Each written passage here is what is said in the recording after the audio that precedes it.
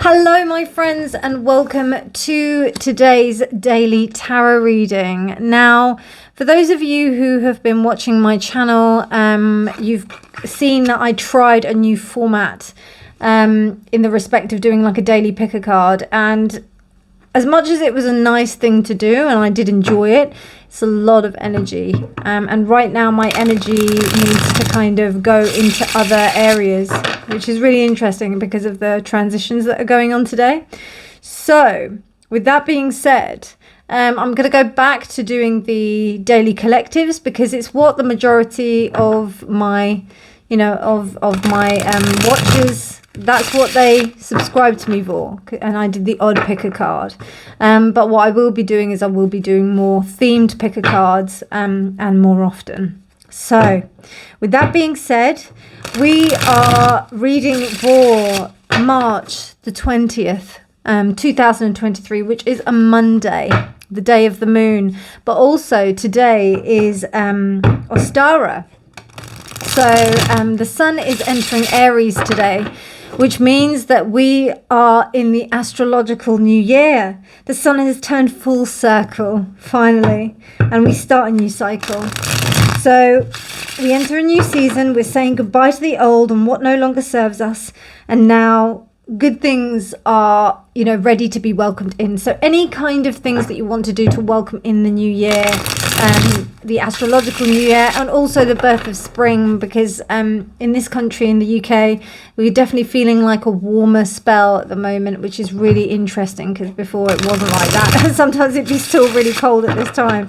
And we've also got the sun in Pisces, sextiling Pluto in Capricorn. So this increases the ability to remain focused. And for us to push something new into place, and also to get our goals written down, to get really specific about what we want to do, what we want to achieve this year. So tomorrow is a really powerful day. Not only is it like Moon Day, which is like the idea of, this whole, and we're going to also be experiencing the moon, a full moon, a new moon in Aries. So a wonderful opportunity to be able to put our seeds into the ground in order to manifest the things that we want to. Very, very powerful time. So start planting those ideas, those seeds of things that you want to come forward. Yeah. Really, really think about it. For those of you who are watching it and watching this reading, and that is tomorrow, I'm telling you, that's definitely something that I'm going to be doing. I'm going to be thinking about, right, what is my plan in terms of manifestation and about what I want to bring into fruition this year? What do I want to do this year? What do I want to make this year? What I want to come to, what products do I want? What do I want to have at the end of the year or this time next year and be like, yeah, I've got what I've really got a solid plan in the respect of that. And remember, like, just because you've got a plan doesn't mean that it necessarily has to go to plan. So you can plan a pretty picnic, but you can't predict the weather. That'll probably be the saying for today. But I would also say that, at least you made a plan. At least you had some kind of idea of where you were going to go. It doesn't matter. So, just go for it. So with that being said, I'm reading with the Tarot of the Divine. I'll be clarifying with the Soul's Journey Oracle cards. So let's get on and have a look at what messages of the collective today. Dear Spirit, what messages do you have for the collective today? Okay. All right.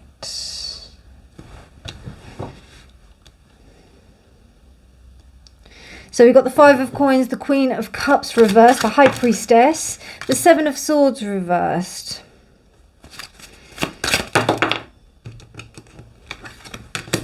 We have the Three of Cups. We have the Emperor and the High Priestess. Interesting. The Eight of Cups, and then we also have the Chariot as well. Interesting. So, excuse me while I just get some water.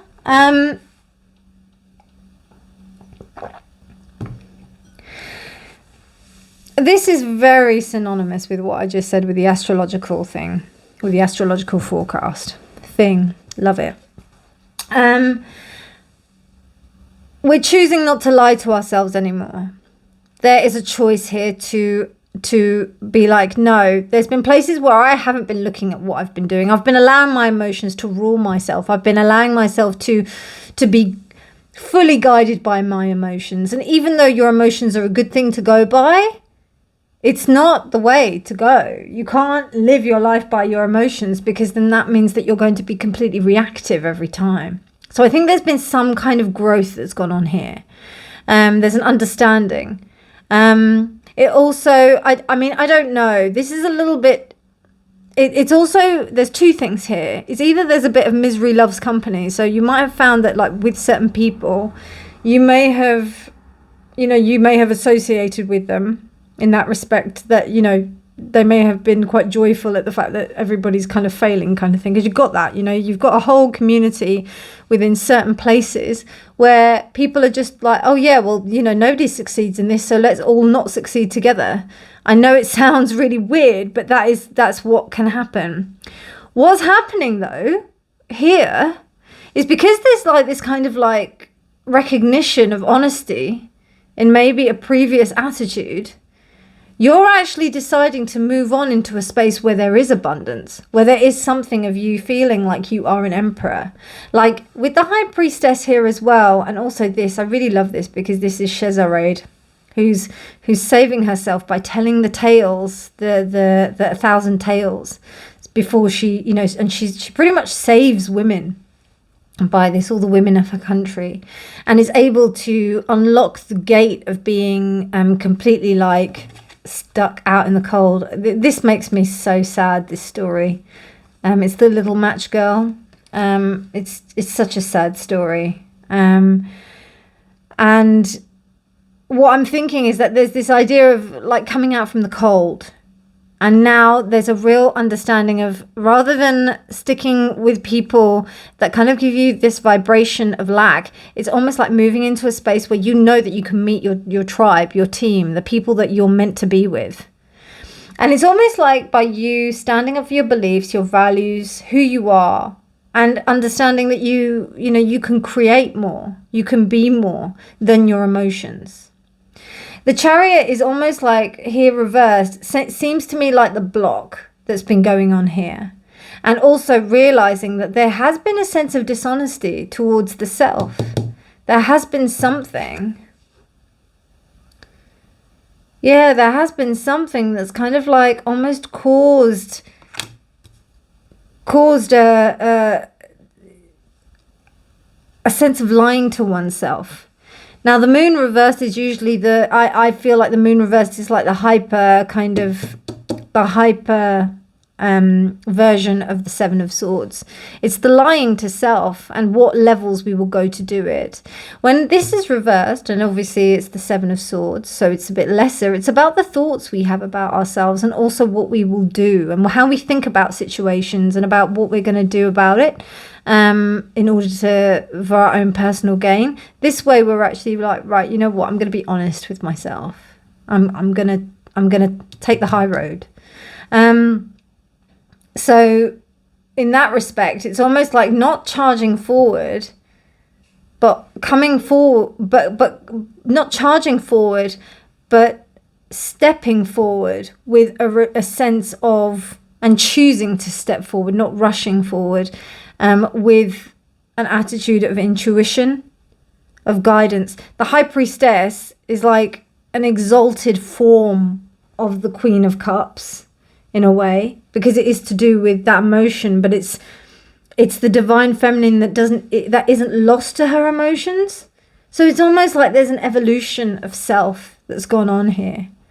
It's really beautiful, actually, really, really good. So just in time for this astrological new year to begin. It seems like you've learned the lessons from what's happened in the past. You've understood what it is about yourself, and you're moving on. You're moving on to better pastures. This is about the story of Moses, when Moses left.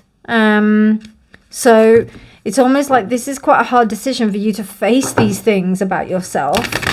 Now, and this could be about someone else, but I'm seeing this on a more personal level.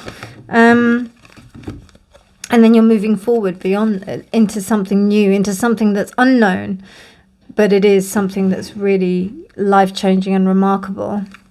So we've got fear here, and then we've also got trust. Interesting, very, very interesting. So fear and trust. I realize that I'm testing my resolve to live in the energy of love, and I accept my inner voice that will always guide me correctly.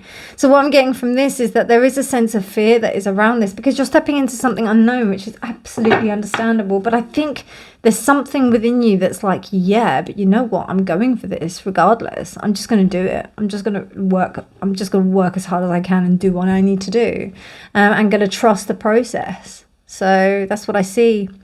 Beautiful reading for today. I hope you enjoyed it. If you liked it, please do give it a thumbs up. Please do subscribe for more videos. Do let me know your thoughts in the comments about what's been going on over the last week in respect to like the format and stuff. Yeah, otherwise I'm just going to carry on doing these and then get the pick of cards out like I mentioned at the beginning. But otherwise, my darlings, thank you so much for your support. I really, really appreciate it. You're just the best. You know, knowing that at least just one person is watching these videos makes me feel so much better. Also, if you are watching, please do check out, I've got a collaboration video that's coming out with 4 other tarot readers. The link is on my community page, so do check that out. But otherwise, my darlings, you take care. Have a beautiful, beautiful day, and I'll speak to you soon. Bye.